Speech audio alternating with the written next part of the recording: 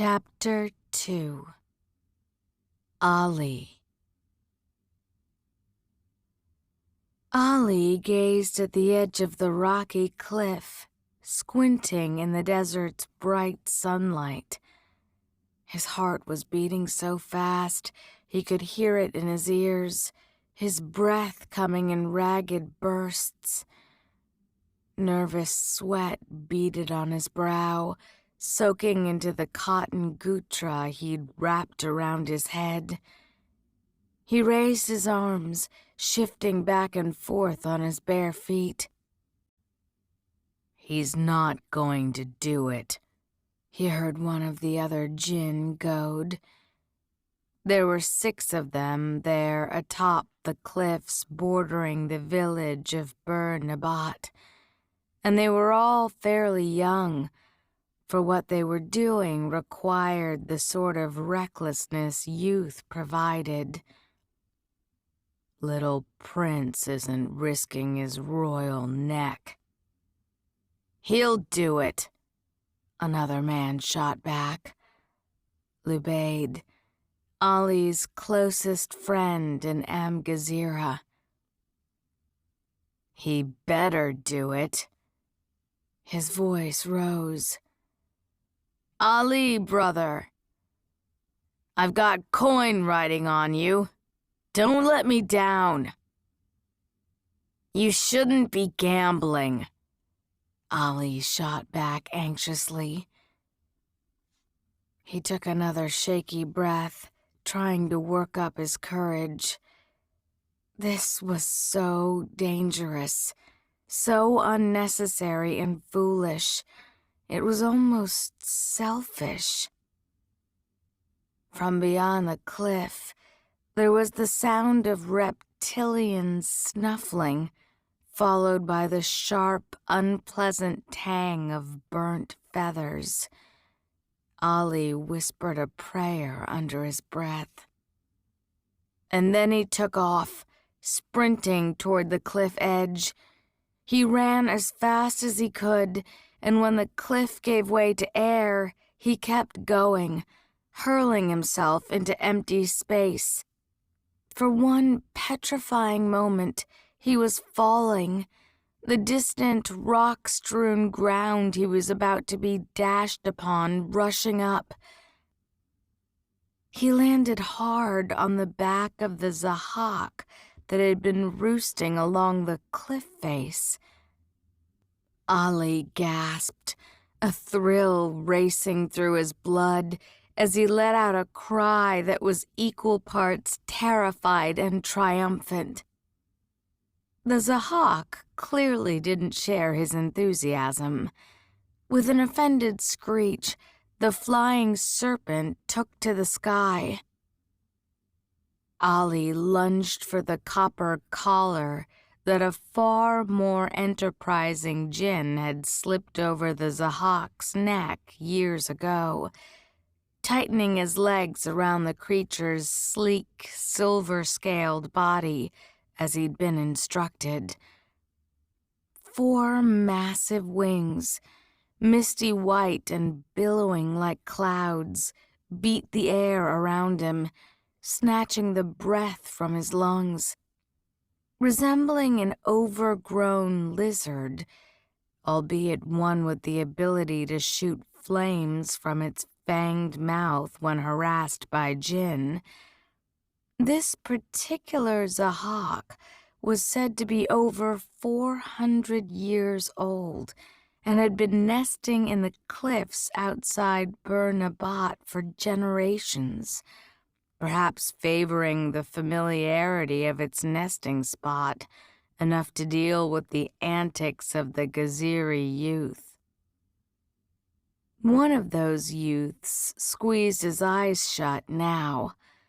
The rush of the wind and the sight of the ground whizzing beneath him, sending another rush of fear into Ali's heart. He clutched the collar, huddling against the zahak's neck. "Look, you fool."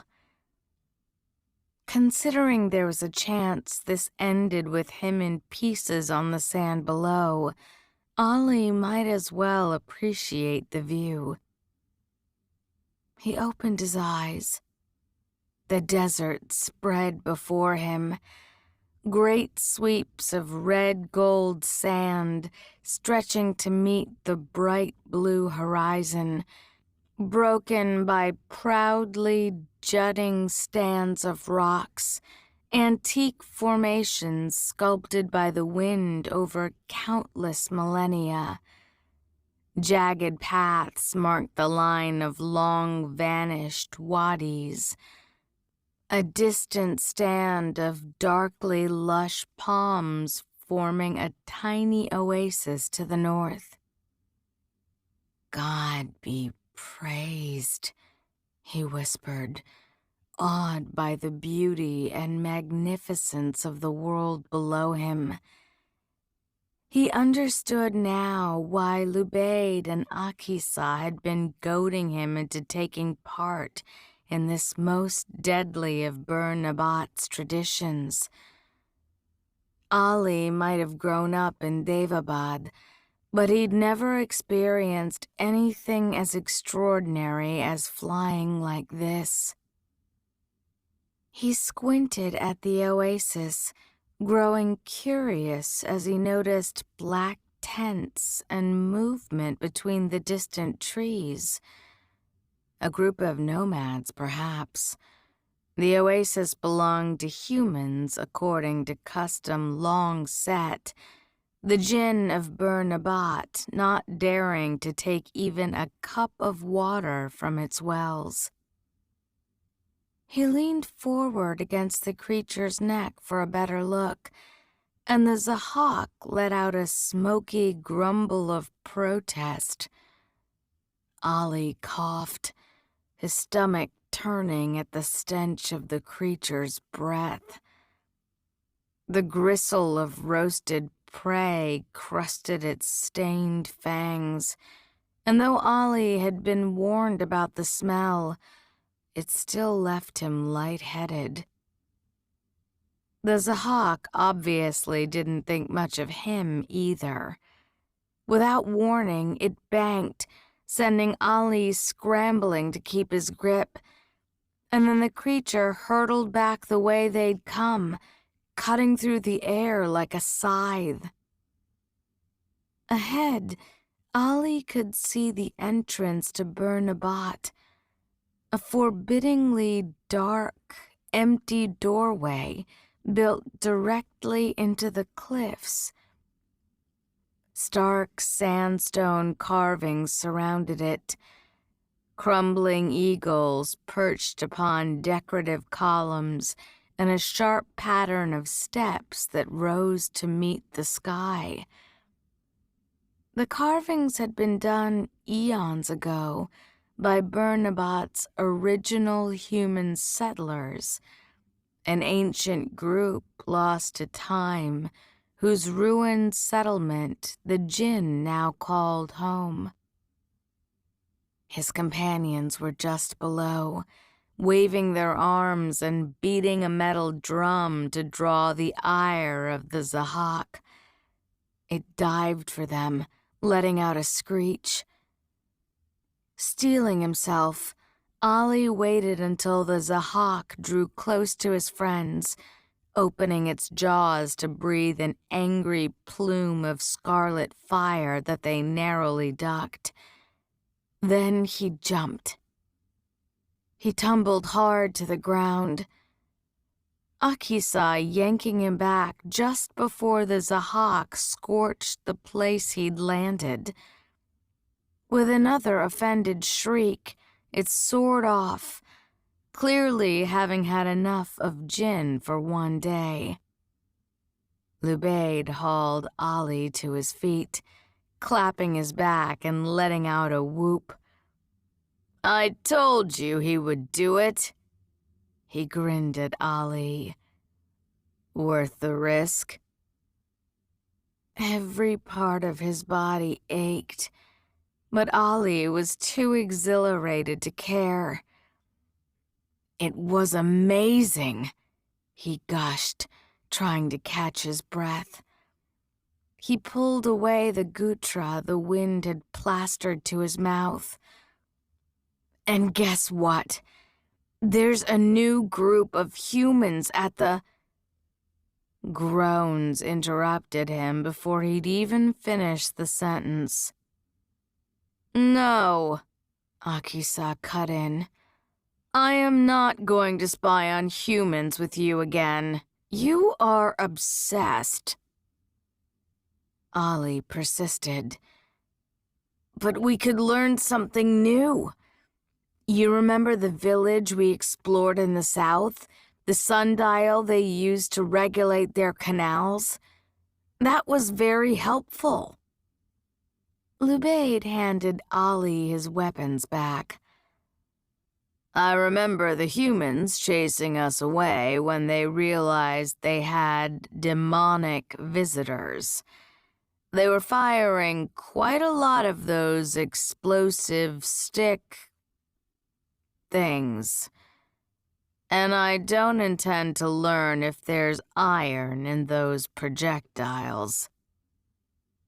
Those explosive stick things are called rifles, Ali corrected.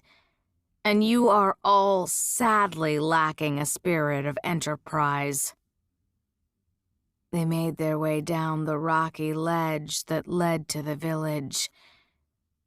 Etchings covered the sandstone, letters in an alphabet Ali couldn't read, and carefully hewn drawings of long-vanished animals. In one high corner, an enormous bald man loomed over simple line drawings of figures, stylized flames twisting around his fingers. An original deva, the village jinn believed, from before Suleiman blessed them. Judging from the figure's wild eyes and sharp teeth, they must have terrorized the human settlers. Ali and his friends crossed beneath the entrance facade. A pair of jinn were drinking coffee in its shade, ostensibly guarding it. On the rare occasion a curious human got too close, they had charms capable of conjuring rushing winds and blinding sandstorms to frighten them off. They looked up as Ali and his companions passed. "Did he do it?" one of the guards asked with a smile. Lubaid wrapped an arm around Ali's shoulders proudly. You'd think he'd been riding zahak since he was weaned. It was extraordinary, Ali admitted. The other man laughed. We'll make a proper northerner out of you yet, Daevabad. Ali grinned back. God willing.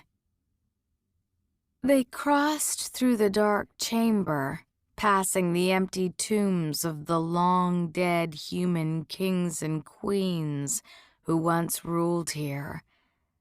No one would ever give Ali a straight answer as to exactly where their bodies had gone, and he wasn't sure he wanted to know. Ahead was a plain stone wall. To a casual observer, a human observer, little would mark it as special save the slight glow emanating from its oddly warm surface. But it was a surface that all but sang to Ali, magic simmering from the rock in comforting waves. He placed his palm upon the wall. Pataru Sawasam, he commanded in Gizaria. The wall misted away, revealing the bustling greenery of Burnabot. Ali paused, taking a moment to appreciate the newly fertile beauty of the place he'd called home for 5 years. It was a mesmerizing sight, far different from the famine-stricken shell it had been when he first arrived.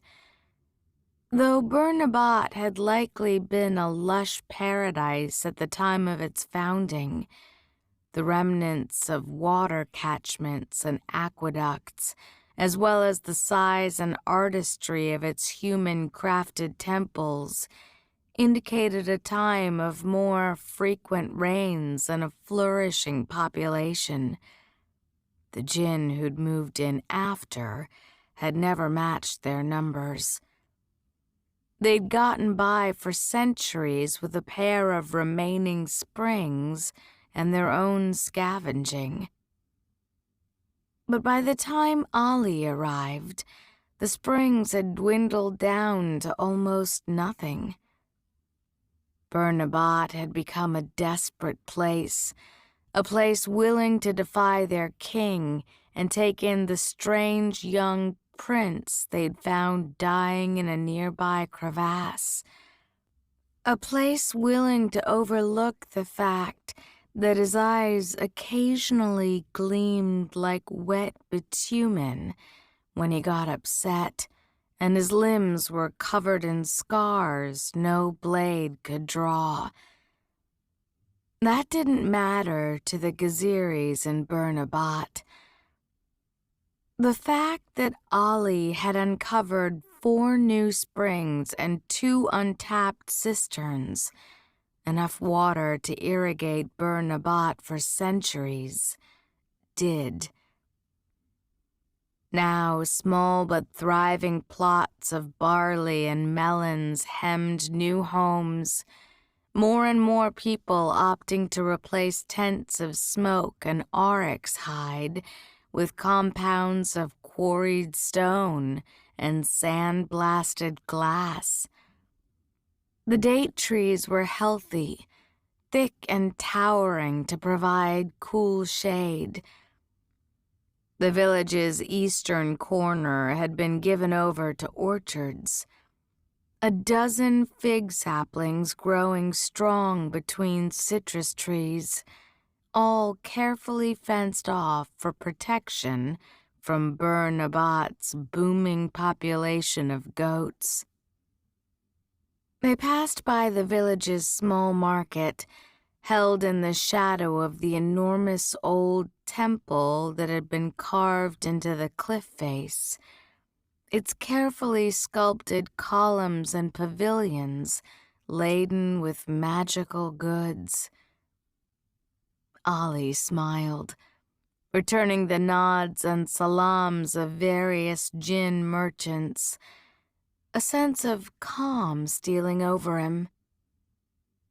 One of the vendors quickly stepped to block his path. "Ah, Sheikh, I've been looking for you." Ali blinked, pulled from his euphoric daze. It was Reem, a woman from one of the artisan caste families. She waved a scroll in front of him. "I need you to check this contract for me. I'm telling you, that shifty southern slave of Bilkis is cheating me. My enchantments have no equal, and I know I should be seeing higher returns on the baskets I sold him." "You do realize I'm one of those shifty southerners, correct?" Ali pointed out. The Katanis originally hailed from Amgazira's mountainous southern coast and were rather proud descendants of the jinn servants Suleiman had once gifted Bilkis, the human queen of ancient Saba. Reem shook her head. "You're Daevabadi. It doesn't count." She paused. "It's actually worse." Ali sighed and took the contract. Between spending the morning digging a new canal and getting tossed around by a zahak in the afternoon, he was beginning to yearn for his bed. "I'll have a look." "Bless you, Sheikh." Reem turned away. Ali and his friends kept walking, but didn't get far before Burnabot's muezzin came huffing over to them. "Brother Alizaid, peace and blessings upon you." The muezzin's gray eyes flitted over Ali. "Aye, you look half dead on your feet."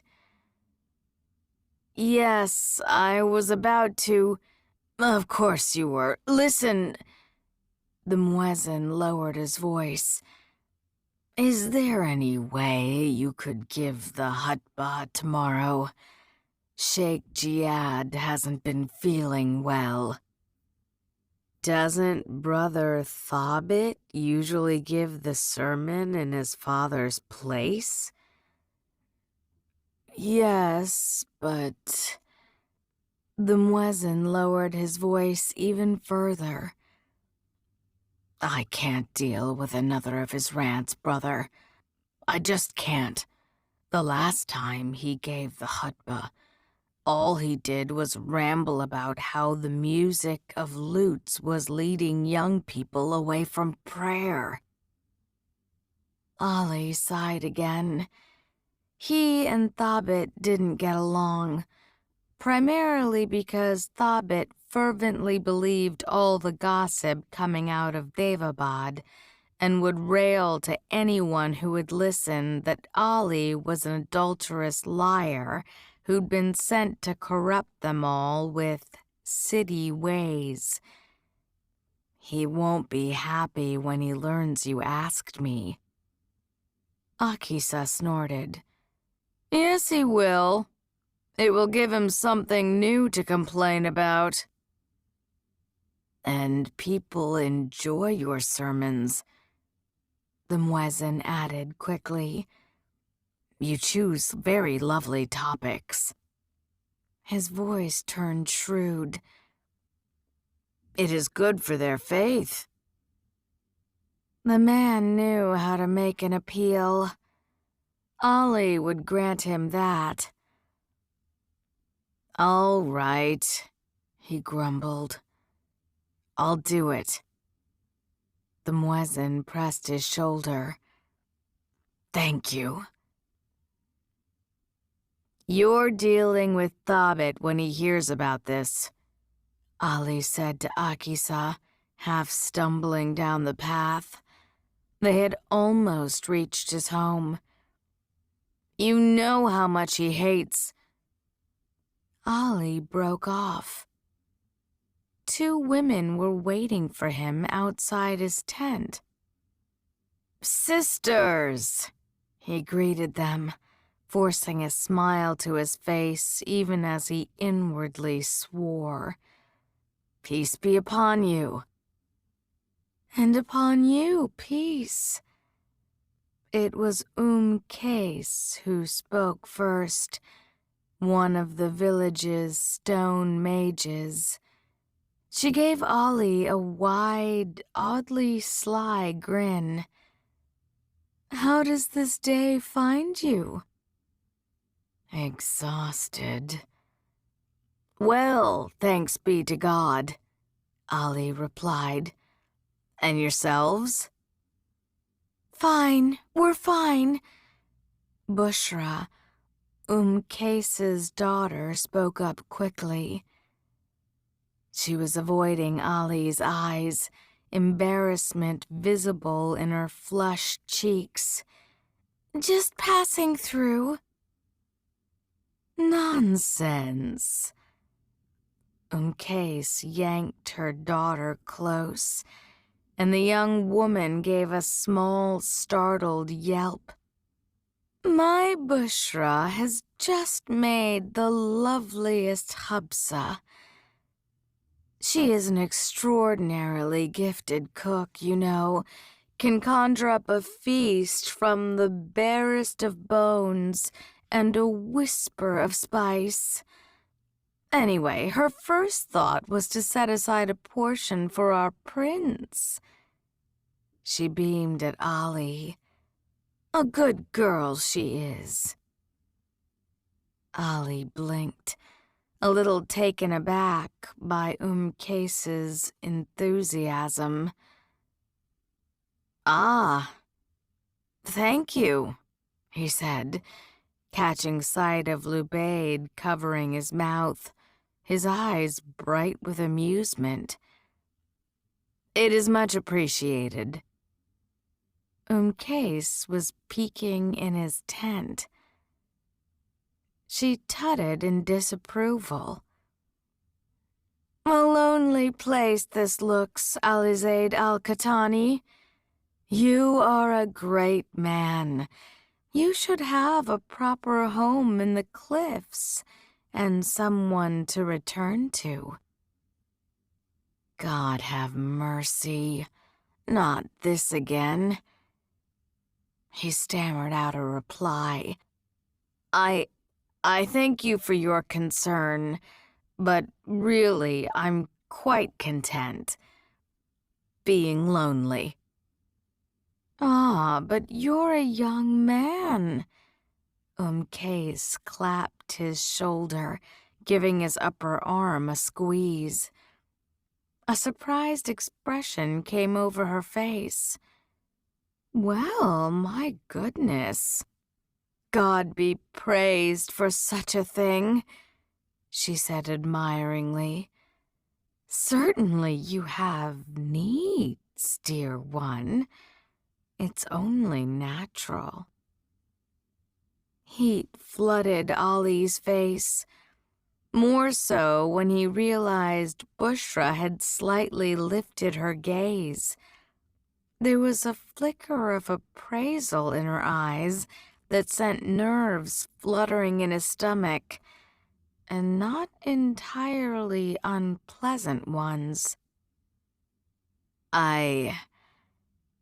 Mercifully, Lubaid stepped in. That's very considerate of you, sisters, he said, taking the dish. We'll make sure he appreciates it. Akisa nodded, her eyes dancing. It smells delicious.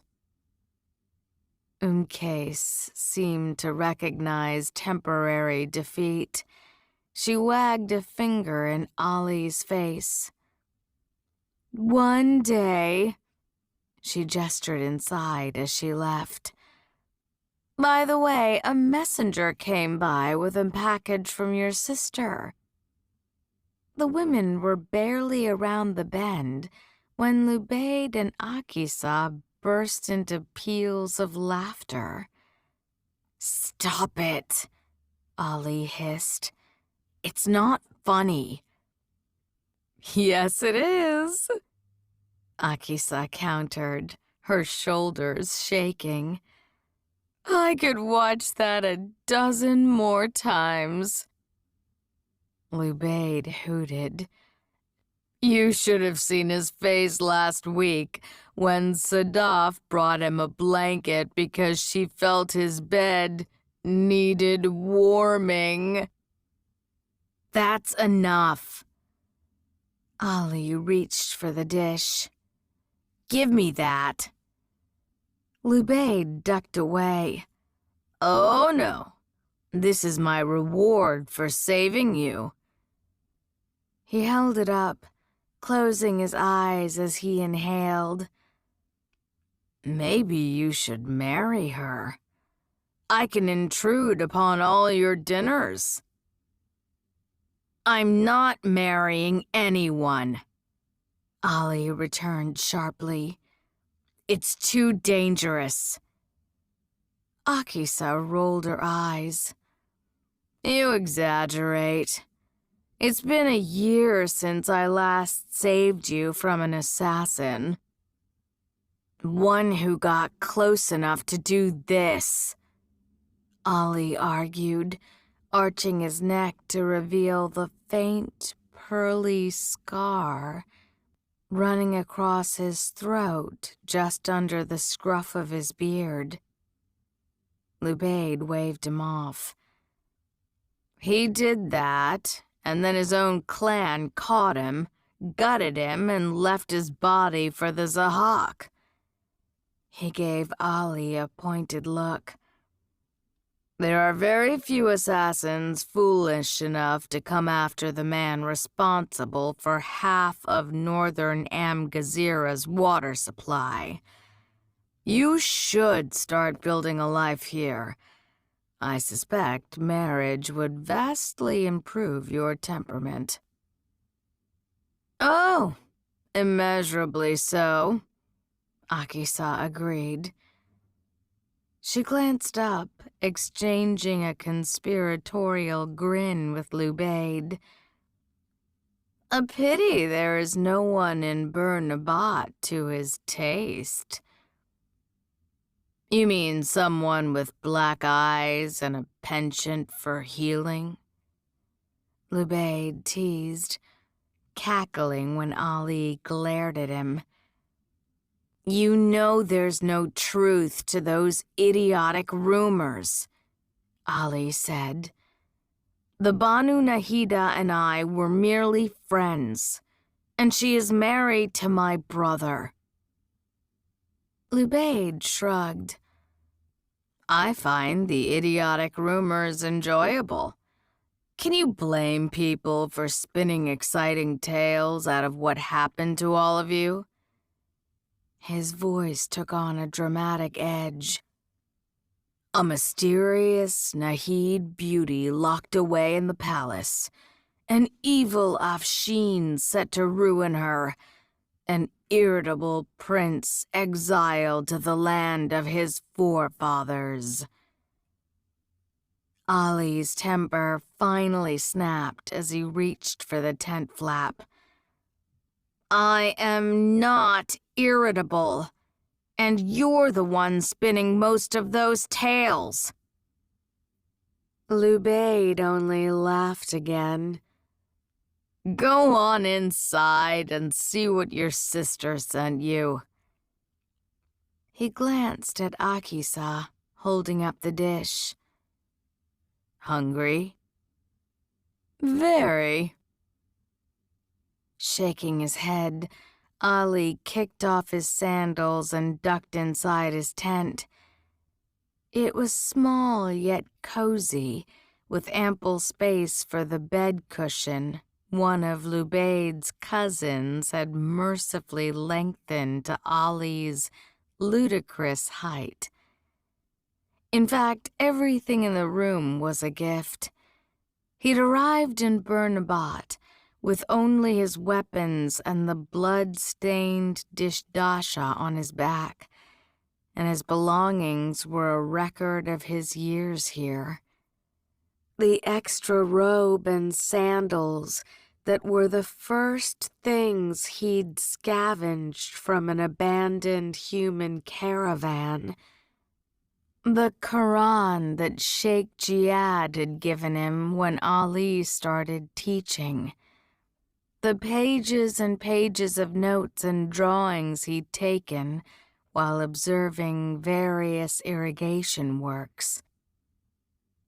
And something new, a sealed copper tube the length of his forearm and wide as a fist, resting upon his neatly folded cushion. One end had been dipped in jet black wax, a familiar signature carved around its perimeter. With a smile, Ali picked up the tube, peeling off the wax to reveal the blade-sharp pattern it had been protecting. A blood seal, one that ensured none but a blood relation of Zainab's would be able to open it. It was the most they could do to protect their privacy. Not that it mattered. The man most likely to have their communication intercepted was their own father, and he could easily use his own blood to read their messages. Likely he did. Ali pressed his arm against the edge. The scroll top smoked away the moment the blades drew blood, and Ali tilted it, emptying the contents onto his cushion. A bar of gold, a copper armband, and a letter, several pages in length. Attached to the armband was a small note in Zainab's elegant hand. For the headaches you keep complaining about, take good care of this, little brother. The Nahid horribly overcharged me for it. Ali fingered the armband, eyeing the gold bar and the letter. God preserve you, Zainab.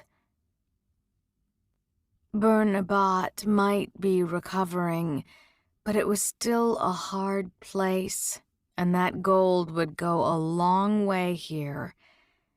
He only hoped sending it hadn't gotten his sister in any trouble.